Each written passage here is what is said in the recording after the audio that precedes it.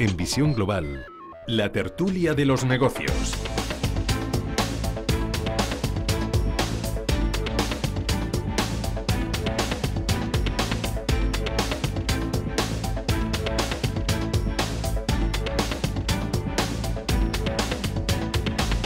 Pasan casi 46 minutos de las 8 de la tarde, una hora menos en la Comunidad Canaria, y comenzamos nuestro tiempo de debate, nuestra tertulia de los negocios.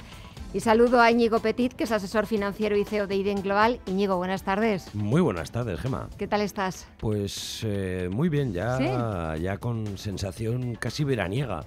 Deja el verano porque hay una bajada de temperaturas prevista para este fin de semana. Bueno, pero tremenda. ¿y lo que hemos disfrutado estos días qué? Tremenda. Es que hemos pasado ya 2 estaciones. Yo eso lo he escuchado, esa teoría, y es pues verdad. Vamos a volver una estación para atrás, porque ahora creo que lluvias... el domingo hay como 13 grados de máxima.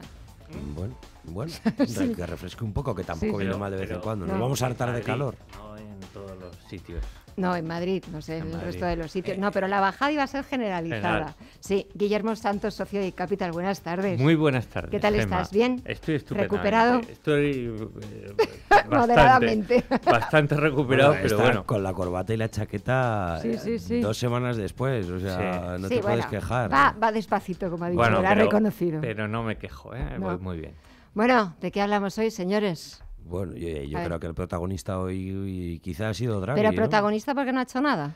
Protagonista porque no ha hecho nada, efectivamente. Quizá porque se ha reafirmado en algo que mucha gente tenía algunas dudas.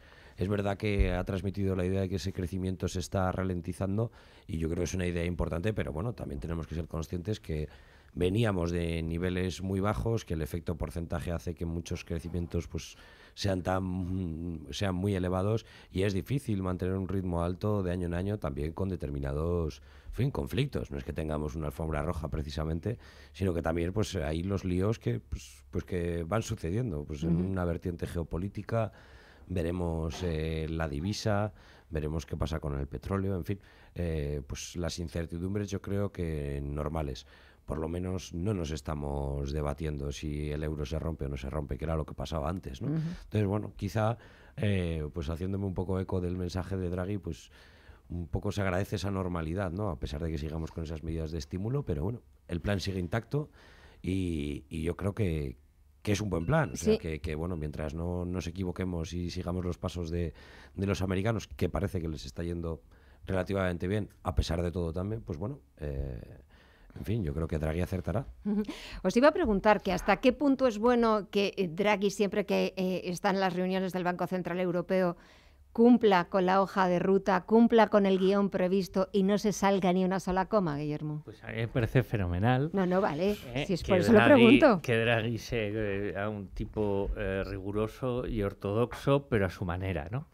Porque al final la diferencia sería transmitir nerviosismo, ¿no? Incertidumbre, claro, también, claro, que es lo que... Y ya tendremos bastante cuando venga el alemán, que dentro de un tiempo seguramente va a reemplazarle y que probablemente, vamos, yo estoy convencido, como mínimo ese tempo que caracteriza a Draghi en su manejo de expectativas y comunicación al mercado y a los actores económicos, dudo de que lo haga como mínimo la mitad de bien que lo está haciendo Draghi en todo su mandato, que de hecho, no olvidemos, es el que ha salvado, no han sido los políticos, alguno ha ayudado, otros no, pero es el que ha salvado la vida de la eurozona. Sin las políticas de Draghi, la eurozona ya no existiría como hoy en día sigue existiendo. Habría seguramente 2 eurozonas, una del euro y otra de otras divisas, y él ha logrado una cosa que muchos analistas muy renombrados escribían y decían públicamente en 2011, por ahí 13, que era imposible que el euro se mantuviera, ¿no? Con lo que yo a Draghi me cae francamente bien, porque me parece un tipo pragmático y con mucha capacidad en un entorno tan difícil como es la eurozona, que es una serie de países, pues que ya sabes, unidos para algunas cosas, totalmente desunidos para otras, ¿no? Pero bueno, el mensaje para mí era previsible y él... pues no lo sé si hay idea o no, pero ha logrado uno de los objetivos, ¿no? Que era que el euro se debilitara y que el dólar subiera, que es una de las cosas por las cuales uno de los peores índices de las bolsas europeas es el DAX alemán, ¿no? Porque un dólar muy débil y un euro muy fuerte en general no le viene bien a Europa, y al peor que le viene es Alemania. Y hoy el dólar creo que está en máximos de no sé cuántos meses. Sí, de los cuatro. Tendrás rozando ya a punto de romper el 1,21, ¿no? Entonces es una muy buena noticia para la eurozona, aunque ya sabemos que esto podría durar muy poco, y vamos a ver qué sucede. No sé, para mí positivo el mensaje de Draghi, y más positivo lo que va a pasar mañana. Y lo deja así. Así lo deja. ¿A qué te refieres, Guillermo? Explícanos. O sea, es que así no se puede venir. ¿Por qué está subiendo hoy el Nasdaq el 2% en estos instantes? Vamos. El Standard & Poor's el 1,5%, ¿no? Por ahí. Y el Dow Jones algo parecido. ¿Por qué? Pues yo no le veo más explicación que porque el dato de PIB de Estados Unidos de mañana se haya filtrado y ya sabes, y sea estupendo, ¿no? Y sea estupendo, efectivamente, y sea mejor de lo esperado, o como mínimo lo esperado, porque ya sabemos que lo esperado está bastante bien, y aleje el miedo de recesión.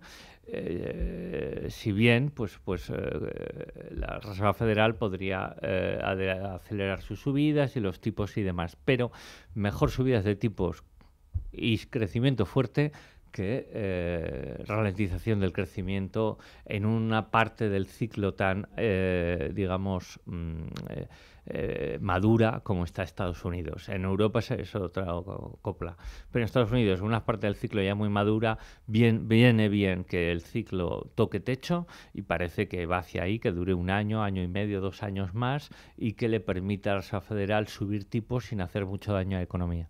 Íñigo, lo que te quería preguntar antes de que nos diera esa notición, esa sorpresa de mañana del dato del PIB. Solo falta que salga al revés, ¿no?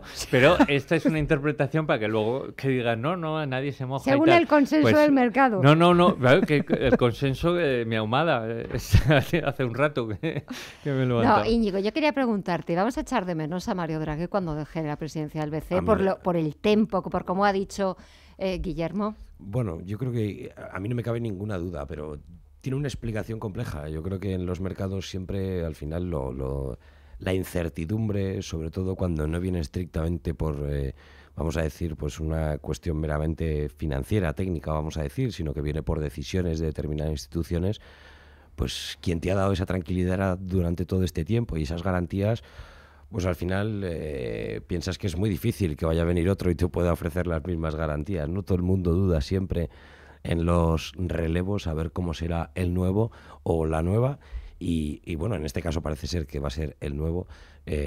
Bueno, yo estoy convencido que le vamos a echar de menos, y será difícil ver un presidente del BCE con el temple que ha demostrado Draghi en muchos momentos, ¿no? Y cómo ha sido capaz de transmitir seguridad, confianza y mantener un plan. Y sobre todo decir lo que tenía que decir en el momento oportuno. Y no siempre además ha tenido el apoyo de los grandes de Europa, que entendámonos, es difícil siendo el presidente del Banco Central Europeo más de una vez les ha tirado de las orejas. Claro, pelearte con los más grandes, con tus clientes más importantes, por decirlo de alguna forma, ¿no? Entonces, eso yo creo que demuestra, desde un punto de vista de gestión o de perfil directivo, pues, en fin, un valor, como decía Guillermo, una seguridad en lo que se está haciendo, que me parece que será difícil volver a ver. Ojalá su relevo sea capaz de seguir, sobre todo por la fase que le toca en el plan de la expansión monetaria, de seguir los mismos pasos y transmitir esa seguridad, esa certidumbre que es una palabra que se usa poco y que hay que valorar más, ¿no? Es que transmite esa certidumbre. Yo creo que si es capaz de hacerlo igual en ese sentido, vamos, será digno sucesor. Sí. Pero el listón está alto. Muy alto, ¿no? Muy alto. Muy alto. También lo ha estado con Yellen, yo creo. Pero es verdad que bueno, quizás desde aquí no estamos tan dentro de las tripas del día a día de la política, de la política monetaria norteamericana, y no nos damos cuenta, pero también tuvo un momento de muchas dudas, había, en fin, sus primeras ruedas de prensa sí, suscitaron pero Powell parecía nerviosismo. Mucho más pero ha conseguido, en fin, no alterar. No, pero parecía más eso de la tónica de Yellen, que no iba a salirse demasiado del guión. Veremos si con el dato, si Guillermo acierta en esa previsión. en esa previsión, ¿qué tal le sienta al nuevo presidente de la FED tener un crecimiento en esos niveles? Favorable. Ya sabes que esto se puede entender al revés, que es que el crecimiento defrauda, la FED se relaja en las subidas de tipos. Y mañana de para hecho, abajo. el Treasury, el bono estadounidense de 10 años, ha bajado del 3, que rompió ayer el nivel psicológico, ¿no?, que dice todo el mundo, del 3%, que es psicológico, pero no es nada más. Y ahora está a 2,9, tal. Pero Draghi, por decir algo malo, no, pero tampoco el hombre tal, ¿no? Además es italiano, que bueno, les tenemos cariño, pero el justo.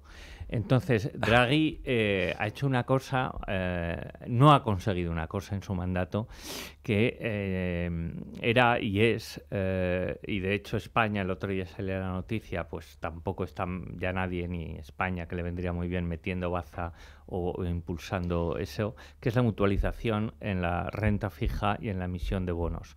El hecho de que Europa, quitando el ICO, iba a decir el BEI, no emita bonos, pues debilita, no emita bonos conjunto, debilita a la Unión, y eso es una asignatura pendiente.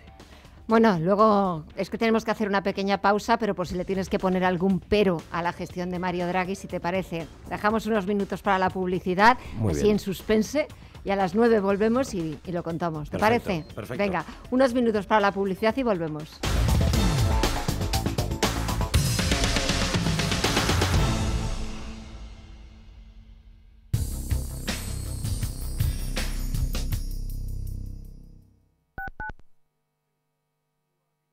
La Comunidad de Madrid dobla la ayuda para los nuevos autónomos. Amplía de 12 a 24 meses la tarifa plana de 50 euros de cotización a la Seguridad Social.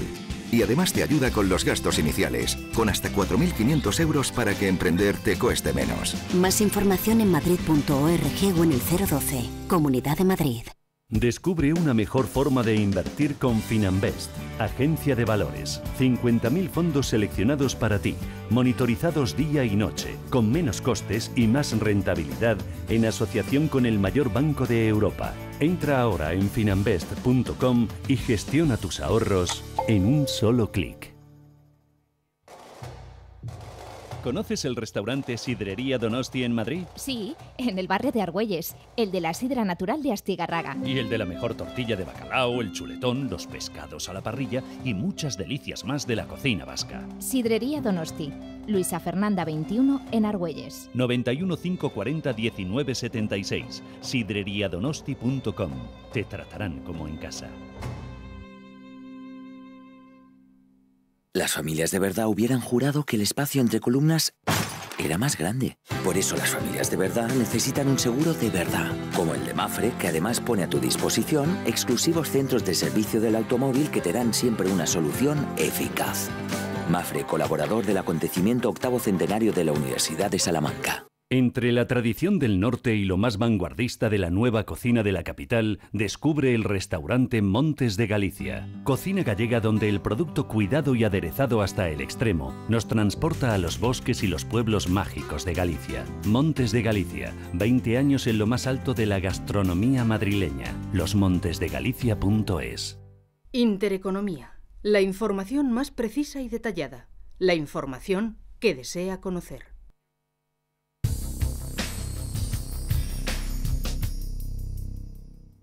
Con la nueva cuenta Bolsa sin custodia de Selfbank, la comisión de custodia ha muerto. Guardemos un minuto de silencio. ¿Esto qué empieza o qué? Ya habíamos empezado otra vez. ¿Pero qué hace un pájaro aquí? Mira, mejor entra en selfbank.es, contrata la nueva cuenta Bolsa sin custodia y despídete de esta comisión como quieras. Selfbank, hazlo a tu manera.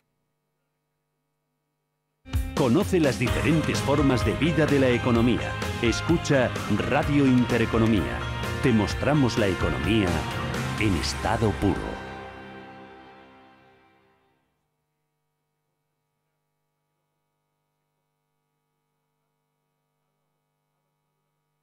Son las 9 de la noche, las 8 en la Comunidad Canaria y continuamos con nuestro tiempo de debate, continuamos con nuestra tertulia de los negocios. En Visión Global, la tertulia de los negocios.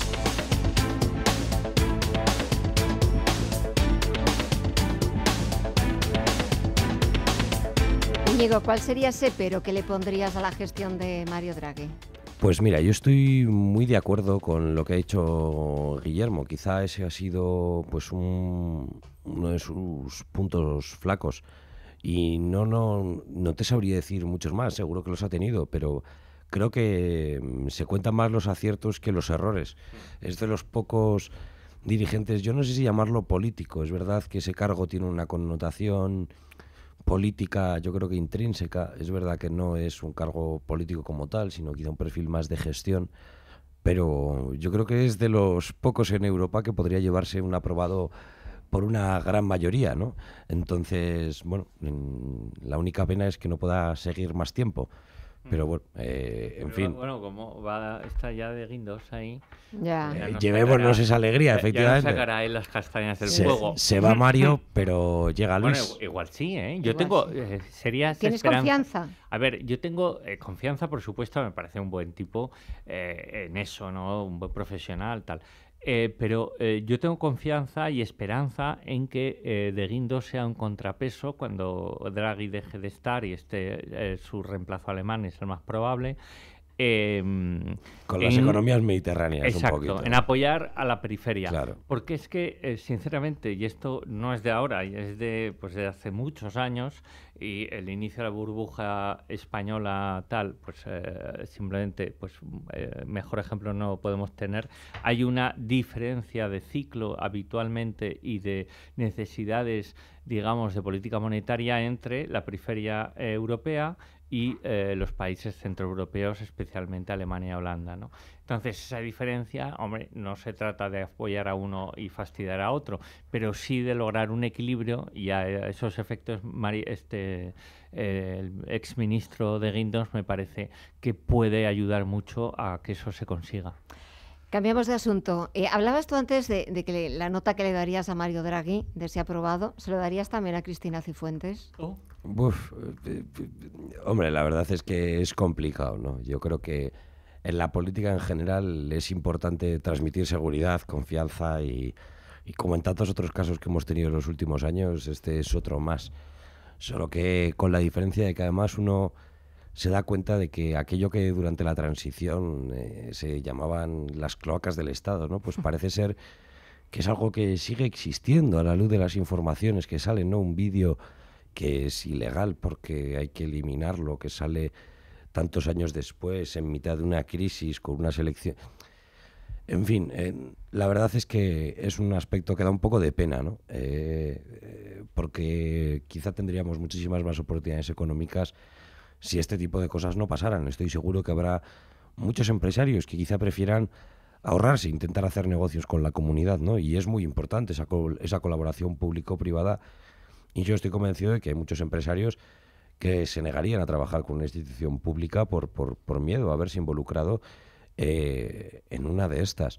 No me cabe duda de que habrá otros que estén deseándolo y buscándolo, pero estoy convencido que la inmensísima mayoría, yo personalmente, no querríamos vernos involucrados con nada, y es verdad que reina un clima de desconfianza un poco, sobre todo a la cara política, ¿no?, del Estado, a la cara más pública, no tanto a los funcionarios, que cada uno puede tener su opinión sobre ellos, pero sí que a esos políticos, representantes públicos, pues muchas veces da un poco de vergüenza, ¿no? Entonces, ya no solo por este caso, hay muchos de todos los colores, y la verdad es que, pues de cara a las personas que solo quieren sacar adelante sus empresas, trabajar, vender más, pues todo este tipo de cuestiones son un enorme palo, ¿no? Y la reputación al final es verdad que sufre la de todo el mundo. Es como cuando una empresa española hace algo mal, pues al final todas se ven un poco afectadas. Pues cada vez que un político hace mal, pues un poco todos también se ven afectados, y con ello pues la institución del Estado, ¿no? Entonces, bueno, es un tema complejo que esperemos que se resuelva rápido y podamos volver o llegar alguna vez a una normalidad en la que este tipo de cosas sean la excepción y no la norma mes tras mes, ¿no? Guillermo. No, y es que a mí ya el tema de Cifuentes y demás me parece tan penoso y triste que no sé qué decir, ¿no? Pero realmente demuestra, pues eso sí, lo que dice Íñigo, el nivel tan bajo general. Hay unas cuantas buenas excepciones, pero el nivel bajo de nuestra clase política, y especialmente, pero no por lo que ha hecho Cristina Cifuentes, sino por cómo su propio partido, el resto de partidos han gestionado todo este evento, que me parece de una manera que medios muy pocos felizmente algunos sí, han puesto manifiesto pues el lado bueno de su gestión, ¿no? O sea, resulta que esta parece que era una mujer enloquecida que le tenían que haber llevado un freno hepático hace o sea, madre mía, ¿no? Y cuando ha llevado a cabo una gestión más que buena en una comunidad bastante, digamos, presionada, me refiero a efectos de su dirección o su presidencia, por la focalización política, porque Madrid se asume que es España y la política nacional, la política de Madrid es la política nacional, ¿no? Pero bueno, dicho eso, oye, mira, ya no está, con lo que yo lo que espero, por favor, más que nada, porque, no sé, casi prefiero ver noticias de fútbol, que dejen de sacar cosas de Cristina Cifuentes, que ya ha dimitido, o sea, que nos distraigan los medios con otras cosas más, como mínimo, intelectualmente rigurosas y divulgativas, que ha robado un bolso en el Colegio Mayor, que es que donde al parecer fue directora. Me resulta agotador. Entonces, yo confío especialmente en transmitir confianza nombrando a quien sea, pero que sea un buen tipo o una buena señora, como reemplazo de Cristina Cifuentes, dar confianza, por supuesto, a la economía y al...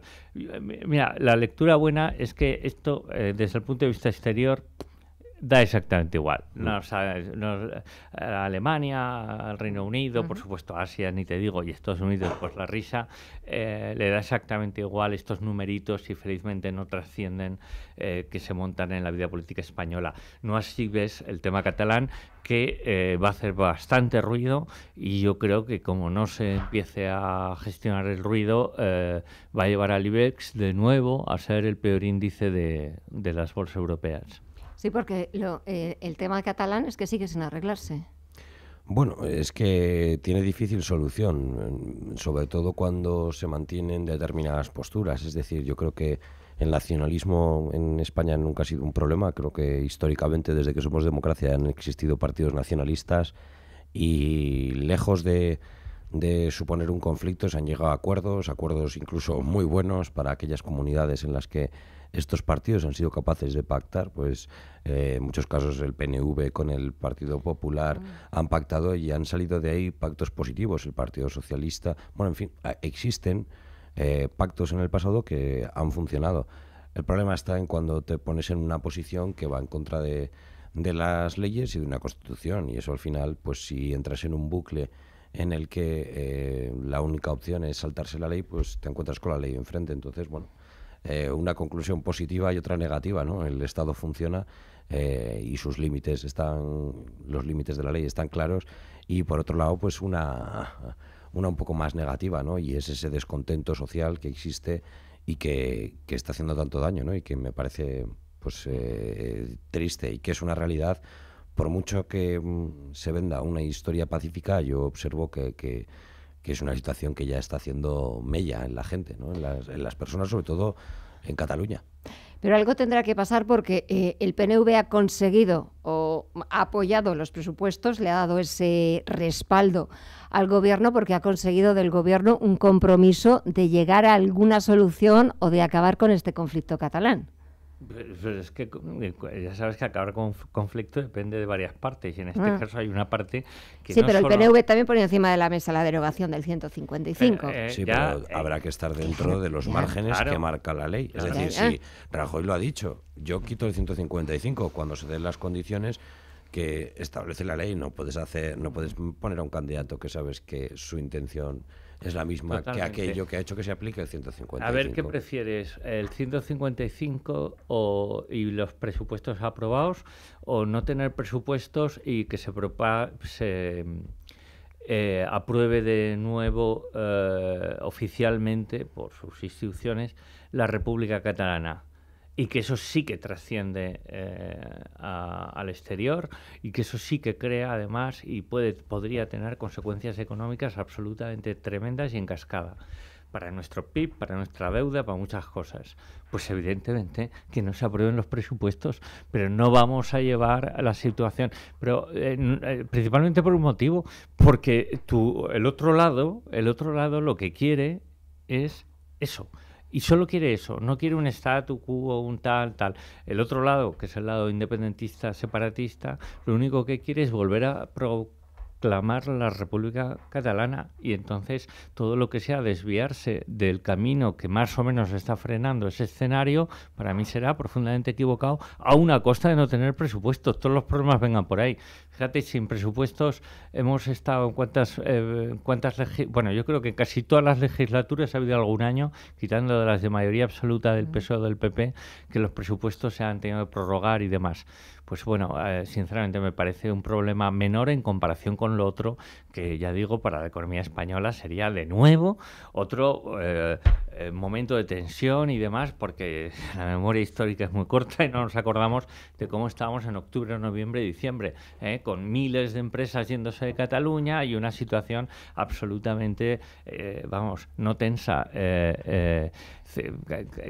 varias gente cayéndose ya por el precipicio. Uh-huh. Presupuestos. Han conseguido salvar el primer escollo, se han rechazado las enmiendas a la totalidad y el PNV también consiguió la subida de las pensiones. Bueno, es así. Parece ser que esos presupuestos pues siguen sin gustar a mucha gente, ¿no? Es verdad que esa subida de las pensiones, ¿no?, tan demandada y que tanto ruido ha generado, pues bueno, es verdad que no se aplica a todos estos tramos, como explicaban y demás, y que cuando no es por la subida atacamos la financiación de esa subida. Pues bueno, la realidad es que tenemos unos presupuestos que han salido adelante. Eso sí es importante, tener unos presupuestos nuevos, que tal y como van las cosas hoy en día en el mundo, es muy importante cambiar de año en año, porque pasan muchas cosas de año en año. Y bueno, yo creo que transmite un mensaje de tranquilidad, y espero que también los partidos políticos entiendan que todo el mundo puede llegar a acuerdos constructivos, siempre y cuando haya voluntad entre las partes, que yo creo que es precisamente lo que ha faltado. Pero que haya voluntad y dinero para pagarlo. Sí, también. Que ya veremos. Bueno, dinero parece que hay, ¿no? Porque ayer, bueno, pues escuchando al ministro de Hacienda, Cristóbal Montoro, las ganas que tenía, la de años que ha subido a la tribuna del Congreso presentando unos presupuestos pues de subidas de impuestos, de sacrificios, de ajustes, de apretarse el cinturón, había que cumplir con Bruselas. Y ayer era la sonrisa personificada, porque después de tantos años por fin subía y pronunciaba el discurso que siempre ha querido pronunciar. De todas formas, eso que está bien, pero además político se vende y tal, y últimamente un político que había quedado y sigue quedando muy mal tras lo que dijo de quién había financiado el golpe de Estado en Cataluña. Pero el tema es que subir las pensiones, que es bueno per se, porque además las más bajas son muy bajas y demás, es una cosa, pero otra cosa es volverlas a indexar, porque una de las reformas estructurales de este gobierno del Partido Popular, el anterior más bien, en la anterior legislatura, fue, aparte de la reforma laboral, fue el dejar de indexar las pensiones a inflación. Y eso es una medida para mí favorable desde el punto de vista de la estructura económica de un país, porque te puede llevar a la ruina si las cosas se tornan mal en temas de inflación. Entonces, sí subir las pensiones, pero no una indexación, digamos, per se, porque, repito, eso cuando se hagan cálculos, y ahora están los tipos muy bajos, pero los tipos subirán, y cuando se hagan cálculos de la cuenta de la vieja, de lo que tenemos que pagar de intereses de deuda, de lo que tenemos que pagar a la seguridad social, déficit en vías de engorde, y de lo que tenemos que pagar en base también ligado a ese déficit por el incremento de pensiones, diremos, ahí va, que no llega, ¿quién me lo presta? Entonces, pues mira, me lo presta, es que es muy caro, porque me lo prestan mucho más caro, porque me han subido el rating, pero claro, mis datos van deteriorándose o se han deteriorado. Quiero decir que hay que intentar atar un poco todo, porque si no, aunque la medida de verdad, sobre todo por la gente que cobra poca pensión, me parece magnífica, pero repito, la indexación me parece un error. Uh-huh. Bueno, pues las cuentas ya superan ese primer obstáculo y hacia adelante. Hombre, ahora lo que toca es ver si conseguimos que con unos presupuestos aprobados la economía siga en marcha, los datos macro sigan siendo positivos. De la EPA. Efectivamente, vamos a ver si en los próximos meses es verdad que la Semana Santa, en fin, aquí hay... Sí, pero ha caído en marzo la Semana Santa. Es cierto que, hombre, el primer trimestre de los años de cada ejercicio en el mercado laboral, bueno, pues le pesa un poco toda la terminación de las contrataciones de la campaña de Navidad, pero bueno, un poco los expertos esperaban que ese efecto quedara un poco mitigado porque la Semana Santa ha caído en marzo, pero ni bueno, eso. Lo que es importante es que veamos las cosas quizá en plazos más largos. Las campañas son importantes, pero bueno, tenemos que ser capaces de ver la tendencia un poco más a largo plazo y estoy convencido de que mientras el crecimiento económico se mantenga, se seguirá generando empleo.